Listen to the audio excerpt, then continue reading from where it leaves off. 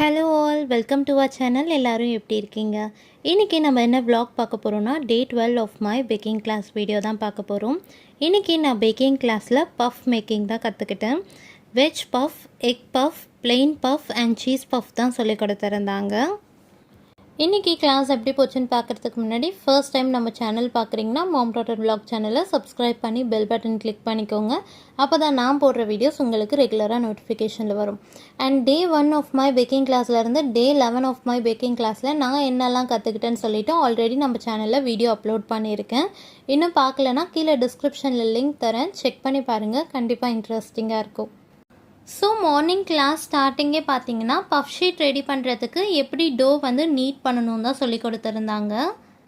And 1 kg maida use பண்ணி நம்ம to வந்து நீட் பண்ணோன்னா நம்மளால் வந்து 40 பஃப் ஷீட் கிட்ட ரெடி பண்ண முடியும்னு சொன்னாங்க. இன்றைக்கி கிளாஸில் பஃப் ரெடி பண்ணுறதுக்கு பட்டருக்கு ஆல்டர்னேட்டாக வந்து பஃப் மார்கரைன் வச்சு எப்படி ரெடி பண்ணுறதுன்னு தான் சொல்லி கொடுத்துருந்தாங்க. ஃபர்ஸ்ட் வந்து நம்ம மெஷர் பண்ணி வச்சுருந்த சுகர் அண்ட் சால்ட் ரெண்டுமே வந்து தண்ணியில் வந்து கரைச்சிட்டு அது வந்து மைதாவில் சேர்த்து நல்லா மிக்ஸ் பண்ணிக்கணும்.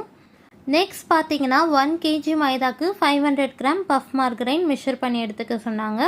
அதிலிருந்து 100 கிராம் பஃப் மார்கரைன் வந்து இப்போ நம்ம டோ நீட் பண்ணும்போதே அதில் சேர்த்து நல்லா வந்து நம்ம பிசைஞ்சு எடுத்துக்கணும். ஆக்சுவலி பட்டருக்கும் மார்கரைனுக்கும் என்ன டிஃப்ரென்ஸ் பார்த்தீங்கன்னா, பட்டர் வந்து டைரி ப்ராடக்ட், பாலிலிருந்து தான் நம்ம வந்து பட்டர் எடுக்கிறோம். இந்த மார்கரைன் பார்த்திங்கன்னா டோட்டலி வந்து ஆயில் வச்சு செய்கிறது, பட் டெக்ஸ்சர் எல்லாமே வந்து நமக்கு வந்து பட்டர் மாதிரியே தான் இருக்கும். அண்ட் மார்கரைன் பார்த்திங்கன்னா பஃப்புக்கு தனியாக பஃப் மார்கரைன் சொல்லி இருக்குது, அதே மாதிரி குக்கீஸ்க்கு தனியாக குக்கி மார்கரைன் சொல்லிட்டு இருக்குது. இதுலேயே வந்து வெரைட்டிஸ் கூட இருக்குது. ஸோ டோவை வந்து வீட்டில் எப்படி சப்பாத்திக்கு நம்ம வந்து மாவு பிசைவோமோ அதே மாதிரி வந்து நீட் பண்ண சொல்லியிருந்தாங்க. ஒரு 8லேருந்து 10 மினிட்ஸ் கிட்ட நல்லா நீட் பண்ண சொல்லியிருந்தாங்க.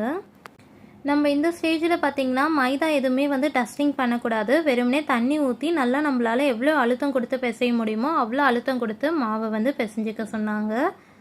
ஒன்ஸ் டோ வந்து நல்லா நீட் பண்ணி நம்ம கையில் வந்து ஒரு சின்ன பீஸ் கொடுத்தாங்க. அதோட டெக்ஸ்சர் வந்து இப்படி தான் இருக்கணும்.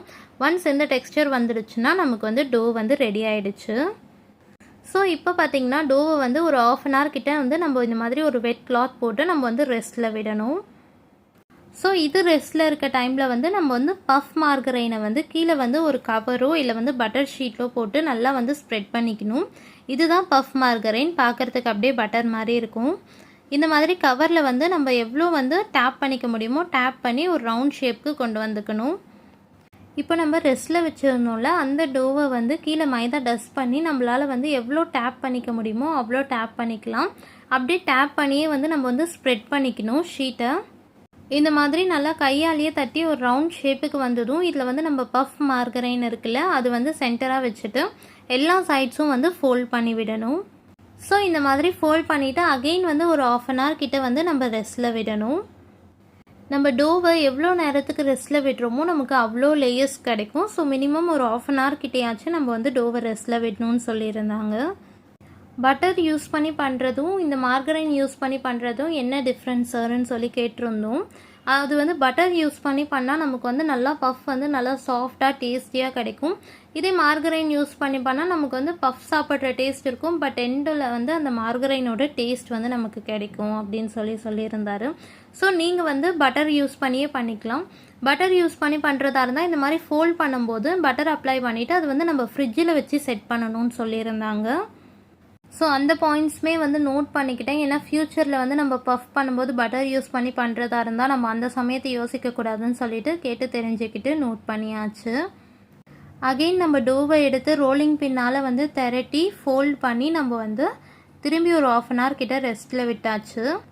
நெக்ஸ்ட்டு மசாலா ஸ்டஃபிங் எப்படி ரெடி பண்ணுறதுன்னு தான் சொல்லி கொடுத்துருந்தாங்க. காமனாக வந்து வெங்காயம் தக்காளி வந்து நல்லா வதக்கிட்டு அதில் பார்த்திங்கன்னா மஞ்சள் தூள், மிளகாத்தூள், சீரகத்தூள், கரம் மசாலா எல்லாமே நம்ம டேஸ்ட்டுக்கு ஏற்ற மாதிரி சேர்த்து நல்லா வதக்கி ரெடி பண்ணிக்கணும். இப்போ நம்ம வெஜிடேபிள் பஃப் பண்ணுறதா இருந்தால் இதுலேயே வந்து பாயில் பண்ண வெஜிடேபிள் சேர்த்து இந்த மசாலாவில் நல்லா மிக்ஸ் பண்ணி நம்ம வந்து ஸ்டஃபிங் கொடுத்துக்கலாம். இதுவே வந்து பன்னீர் கொடுக்குறதா இருந்தால் பன்னீரையும் வந்து இதோட சேர்த்து நல்லா மிக்ஸ் பண்ணி பன்னீர் பஃப் கொடுத்துக்கலாம். சப்போஸ் மஷ்ரூம் பண்ணுறதா இருந்தால் மஷ்ரூமை மட்டும் பாயில் பண்ணி சேர்த்துக்க சொன்னாங்க. இந்த பன்னீர் பஃப் அப்புறம் வந்து மஷ்ரூம் பஃப்லாம் பண்ணும்போது லைட்டாக வந்து குடமிளகாய் சேர்த்துக்க சொன்னாங்க. அண்ட் எக் பஃப் பண்ணும்போது இந்த மசாலா வச்சுட்டு மேலே வந்து பாயில்டு எக் வந்து கட் பண்ணி வச்சுட்டா நமக்கு வந்து எக் பஃப் ரெடி ஆகிடும். அண்ட் மசாலா பண்ணும்போது கடுகு சேர்த்து பண்ண வேணாம்னு சொன்னாங்க. ஏன்னா நம்ம வந்து கடுகு சேர்த்து பண்ணோம்னா நமக்கு வந்து சீக்கிரமாக வந்து ஸ்பாயில் ஆகிடும். ஸோ அதனால் கடுகு மட்டும் அவாய்ட் பண்ணிட்டு சொன்னாங்க. இப்போ ஒரு 1/2 அன் ஹவர் கழித்து நம்ம டோவை வந்து ரோலிங் பின் யூஸ் பண்ணி எவ்வளோ திரட்ட முடியுமோ அவ்வளோ திரட்டிக்க சொன்னாங்க. ரொம்ப தின்னாக மட்டும் திரட்ட வேணாம்னு சொல்லியிருந்தாங்க. அடுத்து பார்த்திங்கன்னா பஃப் ஷீட் எப்படி கட் பண்ணணும்னு கூட சொல்லி கொடுத்துருந்தாங்க. வெஜ் பஃப்புக்கு பார்த்திங்கன்னா ரெக்டாங்கிள் ஷேப்பில் வந்து பஃப் ஷீட் கட் பண்ணணும். இதுவே எக் பஃப், பன்னீர் பஃப் அந்த மாதிரி பண்ணுறதா இருந்தால் ஸ்கொயர் ஷேப்பில் வந்து பஃப் ஷீட் கட் பண்ண சொன்னாங்க. பஃப் ஷீட் பொறுத்த வரைக்கும் நம்ம 1 மாதம் வரைக்கும் ஃப்ரிட்ஜில் வச்சு யூஸ் பண்ணலான்னு சொல்லியிருந்தாங்க. பட் நீங்கள் அதை எப்படி ஸ்டோர் பண்ணணும்னா, ஒரு பஃப் ஷீட் வச்சுட்டு மேலே வந்து பட்டர் ஷீட், அகெயின் வந்து பஃப் ஷீட் பட்டர் ஷீட்டுன்னு வச்சு ஒரு பாக்ஸில் நீட்டாக அரேஞ்ச் பண்ணி ஸ்டோர் பண்ணி வச்சுட்டிங்கன்னா நம்ம வந்து ஒரு 1 மந்த் கிட்ட யூஸ் பண்ணிக்கலாம்னு சொல்லியிருந்தாங்க. அப்புறம் பார்த்திங்கன்னா பஃப் ஷீட் மேலே வந்து நம்ம வந்து வாட்டர் வந்து ப்ரஷ் பண்ணிக்கணும். வெஜ் பஃப்புக்கு நம்ம பண்ண வேண்டாம். பட் வந்து எக் பஃப் இல்லை பன்னீர் பஃப் பண்ணுறதா இருந்தால் நம்ம வந்து வாட்டர் ப்ரஷ் பண்ணிக்கணும். எதுக்கு வந்து நம்ம வாட்டர் ப்ரஷ் பண்ணுறோன்னா, எக் பஃப் எல்லாமே வந்து ஃபோல்ட் பண்ணி தான் நம்ம வந்து பேக் பண்ணுவோம். ஸோ பேக் பண்ணும்போது அது வந்து பிரியாமல் இருக்கிறதுக்காக வாட்டர் ப்ரஷ் பண்ணி தான் நம்ம வந்து இந்த மாதிரி பஃப் எல்லாம் பண்ணணும்னு சொல்லியிருந்தாங்க. வெஜிடேபிள் பஃப் பொறுத்த வரைக்கும் ரொம்ப ஈஸி. அதை அப்படியே வந்து நம்ம ஃபோல்ட் பண்ணி விட்டுட்டாலே போதும். எக் பஃப்புக்கு மட்டும் வந்து ஆப்போசிட் டைரெக்ஷனில் வந்து நம்ம வந்து ஃபோல்ட் பண்ணிவிட்டு அதை வந்து நல்லா வந்து ப்ரெஸ் பண்ணி விட சொன்னாங்க. ஸோ கிளாஸில் எல்லாருமே வந்து ஒரு பஃப் வந்து ஃபோல்ட் பண்ணுங்கன்னு சொல்லியிருந்தாங்க. ஸோ ஒருத்தவங்களாக போய் வந்து ஒரு பஃப்பும் வந்து ஃபோல்ட் பண்ணி ப்ராக்டிஸ் பண்ணிக்கிட்டோம். ஸோ நாங்கள் எல்லாருமே வந்து எக் பஃப் அப்புறம் வெஜ் பஃப் வந்து ஃபோல்ட் பண்ணி நம்ம ட்ரேயில் அடுக்கின பிறகு வேறு எந்த ஸ்டைல்லலாம் வந்து பஃப் ஃபோல்ட் பண்ணலான்னு சொல்லித்தரேன்னு சொல்லியிருந்தாங்க. ஸோ பஃப் எல்லாம் ஃபோல்ட் பண்ணி நீட்டாக பேக்கிங் ட்ரேயில் அரேஞ்ச் பண்ண பிறகு சார் வந்து ஒவ்வொரு ஃபோல்டிங் மெத்தட் வந்து சொல்லி கொடுத்துருந்தாரு. ஃபர்ஸ்ட் பார்த்திங்கன்னா மோஸ்ட் காமன் தான். இது வந்து நம்ம நிறைய பேக்கரி ஷாப்பில் பார்த்துருப்போம். இது பண்ணுறதுமே ரொம்ப ஈஸியாக இருந்தது. சென்டராக வந்து ஸ்டஃபிங் வச்சுட்டு இந்த மாதிரி ஃபோல்ட் பண்ணிக்க சொன்னார். அடுத்து பார்த்திங்கன்னா ரோலிங் தான். இதே மாதிரி ஸ்கொயர் ஷீட்டில் வந்து சென்டராக வந்து நம்ம ஸ்டஃபிங் வச்சுட்டு இந்த மாதிரி ரோல் பண்ணிவிட்டு பீஸா கட்டர் யூஸ் பண்ணி நம்ம 3 லைன்ஸ் வந்து அது மேலே ட்ரா பண்ணிக்கலான்னு சொன்னாங்க. அடுத்து பார்த்திங்கன்னா இந்த மாதிரி ட்ரையாங்கிள் ஷேப்பில் கட் பண்ணிவிட்டு இந்த மாதிரி நம்ம வந்து ஸ்டஃபிங் வச்சுட்டு ரோல் பண்ணிக்கலாம். இது ஒரு மெத்தடுன்னு சொல்லி கொடுத்துருந்தாங்க. நெக்ஸ்ட்டு பார்த்திங்கன்னா பிளெயின் பஃப் தான். இந்த பஃப் வந்து இவ்வளோ ஈஸியாக பண்ணலாமா, ப்ளஸ் வந்துட்டு இதுலையா இவ்வளோ லேயர்ஸ் வருதுன்ற மாதிரி ஷாக்கிங்காக இருந்தது. இந்த மாதிரி சின்ன ஷீட் எடுத்துகிட்டு இப்படி ஃபோல்ட் பண்ணோம்னா நமக்கு வந்து பிளெயின் பஃப் ரெடி. இப்போ நம்ம வந்து பஃப் ஷீட் கட் பண்ணும்போது நிறைய எக்ஸஸ் வந்ததுன்னா இந்த மாதிரி பிளெயின் பஃப் பண்ணி யூஸ் பண்ணிக்கலாம்னு சொல்லி ஒரு ஐடியாவும் கொடுத்துருந்தாங்க. அடுத்து பார்த்திங்கன்னா இந்த மாதிரி ஒரு பஃப் ஷீட்டில் வந்து ஃபுல்லாக பட்டர் அப்ளை பண்ணிவிட்டு மேலே வந்து டைஸ்டு சீஸு அப்புறம் வந்து சில்லி ஃப்ளேக்ஸ் சேர்த்து இந்த மாதிரி சின்ன சின்ன பீஸாக கட் பண்ணிக்க சொன்னாங்க. ஸோ இந்த மாதிரி கட் பண்ணி ஃபோல்ட் பண்ணணுன்னா நமக்கு வந்து இது வந்து ஒரு சின்ன சீஸ் பஃப் மாதிரி இருக்கும், இல்லை சீஸ் பைட்ஸ்ன்னு கூட சொல்லலாம். சீரியஸ்லி இந்த சீஸ் பஃப் வந்து உண்மையாகவே ரொம்ப டேஸ்ட்டாக இருந்தது. அடுத்து பார்த்திங்கன்னா இந்த மாதிரி ஃபோல்ட் பண்ணி கட் பண்ணுறது ஒரு மெத்தட் சொல்லி கொடுத்துருந்தாங்க. அடுத்த மெத்தட் பார்த்திங்கன்னா நம்ம வந்து நீட்டாக கட் பண்ணிவிட்டு அதை வந்து அப்படியே வந்து ஸ்க்ரூ பண்ணணும். 2 சைடு வந்து ஸ்க்ரூ பண்ணணுன்னா நமக்கு வந்து சீஸ் ஸ்டிக்ஸ் மாதிரி கிடைக்கும். இதுவுமே கொஞ்சம் டிஃப்ரெண்ட்டாக ரொம்ப டேஸ்டியாக இருந்தது. நம்ம வீட்டில் பண்ணும்போது பஃப் ஷீட் பேலன்ஸ் இருந்ததுன்னா இந்த மாதிரி நம்ம ரெசிபிஸ் ட்ரை பண்ணலாம். ஸோ எங்களையும் இந்த ஃபோல்டிங் மெத்தட் வந்து ட்ரை பண்ண சொல்லியிருந்தாங்க. ஸோ இதை எப்படி ஃபோல்ட் பண்ணுறதுன்னு சொல்லிவிட்டு நாங்களும் ஃபோல்ட் பண்ணி பார்த்தோம். இது உண்மையாகவே ரொம்ப யூஸ்ஃபுல்லான ஒரு டிப்ஸ் தான். ஏன்னா வந்து நம்ம வீட்டில் பஃப் ரெடி பண்ணும்போது குட்டி குட்டி பஃப் ஷீட் வந்து வேஸ்ட் ஆகாமல் நம்ம இந்த மாதிரி ரெசிபிஸ் ட்ரை பண்ணி பார்க்கலாம். பஃப்போட பேக்கிங் டைம் பார்த்தோன்னா டோட்டலி வந்து 40 மினிட்ஸ். 200 டிகிரியில் ஓடிஜியை வந்து 10 மினிட்ஸ் வந்து ப்ரீ ஹீட் பண்ணிக்கணும். 40 மினிட்ஸில் ஃபர்ஸ்ட் 20 மினிட்ஸ் பார்த்தீங்கன்னா 200 டிகிரியில் வந்து பேக் பண்ணணும். அடுத்த 20 மினிட்ஸ் பார்த்தீங்கன்னா 180 டிகிரியில் பேக் பண்ணணும்னு சொல்லியிருந்தாங்க. அண்ட் நம்ம சின்ன பஃப் எல்லாம் பண்ணியிருந்தோம்ல, பிளெயின் பஃப் அப்புறம் வந்து சீஸ் பஃப், அதையெல்லாம் பார்த்தீங்கன்னா வந்து 20 மினிட்ஸ் பேக் பண்ணாலே போதும். இந்த எக் பஃப், வெஜ் பஃப் எல்லாம் மட்டும் வந்து 40 மினிட்ஸ் பேக் பண்ணணும்னு சொல்லியிருந்தாங்க. அடுத்து பார்த்தீங்கன்னா நமக்கு கோகனட் பாலோட ரெசிபி கூட கொடுத்துருந்தாங்க.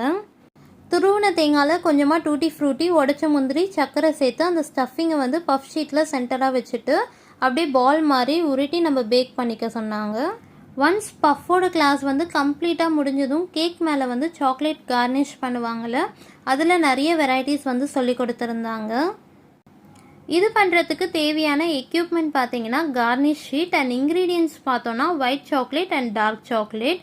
இது ரெண்டுமே மெல்ட் பண்ணி நம்ம வந்து பைப்பிங் பேக்கில் ஊற்றி தான் நம்ம டிசைன்ஸ் வந்து போட போகிறோம். ஃபர்ஸ்ட் வந்து டார்க் சாக்லேட் யூஸ் பண்ணி அவுட்லைன்ஸ் கொடுத்துட்டு சென்டரில் பார்த்தீங்கன்னா வந்து ஒயிட் சாக்லேட் வந்து ஃபில் பண்ணி இந்த மாதிரியெல்லாம் டிசைன்ஸ் பண்ண முடியும்னு சொல்லி பண்ணி காமிச்சிருந்தாங்க.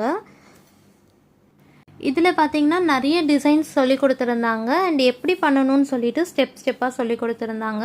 மோஸ்ட்டாக பார்த்தீங்கன்னா ஒயிட் சாக்லேட் டார்க் சாக்லேட்டை வச்சு தான் இந்த டிசைன்ஸ் எல்லாமே பண்ணுறோம். சப்போஸ் வேறு ஏதாச்சும் நமக்கு கேக்குக்கு ரிலேட்டடாக கலர் வேணும்னா ஒயிட் சாக்லேட்டில் வந்து அந்த கலர் வந்து ஆட் பண்ணி நீங்கள் பண்ணலான்னு சொல்லியிருந்தாங்க. இப்போ நம்ம ஒயிட் சாக்லேட்டை வச்சு பேஸில் டிசைன் கொடுக்குறோன்னா அது ஒன்ஸ் வந்து ஃபுல்லாக ட்ரை ஆன பிறகு தான் நம்ம மேலே வந்து டார்க் சாக்லேட் போடணும். சப்போஸ் அது வெட்டாக இருக்கும் போதே போட்டோன்னா ரெண்டுமே வந்து மெர்ஜ் ஆகிடும், நமக்கு டிசைன் வந்து ப்ராப்பராக வராது. ஸோ இந்த மாதிரி ஸ்ட்ரைப்ஸாக கட் பண்ணிவிட்டு இந்த ஷீட்டை வந்து அப்படியே ஃபோல்ட் பண்ணி ரெஃப்ரிஜிரேட்டரில் வைக்க சொல்லிட்டாங்க. அதுக்கப்புறம் எடுத்தால் வந்து நமக்கு வந்து ஸ்ட்ரைப்ஸாக அழகாக கிடைக்கும்னு சொல்லியிருந்தாங்க.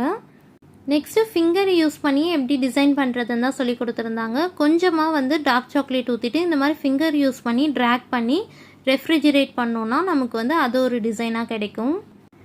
நெக்ஸ்ட் பார்த்திங்கன்னா டேபிளில் கொஞ்சமாக ஒயிட் சாக்லேட் ஊற்றிட்டு அது நல்லா செட் ஆனதும் மேலே வந்து டார்க் சாக்லேட் ஊற்றி இதுவும் செட் ஆகிறதுக்கு கொஞ்சம் டைம் கொடுக்கணும். அடுத்து இந்த மாதிரி ஸ்க்ரேப்பர் யூஸ் பண்ணி இப்படி ரோல் பண்ணோன்னா நமக்கு அழகாக வந்து பைப் மாதிரியே கிடைக்கும். இது வந்து கிளாஸில் எல்லாரையுமே ட்ரை பண்ண சொல்லியிருந்தாங்க. ஸோ இது ரொம்ப ஈஸியாக இருக்கும்னு சொல்லிட்டு தான் ட்ரை பண்ண போகணும்.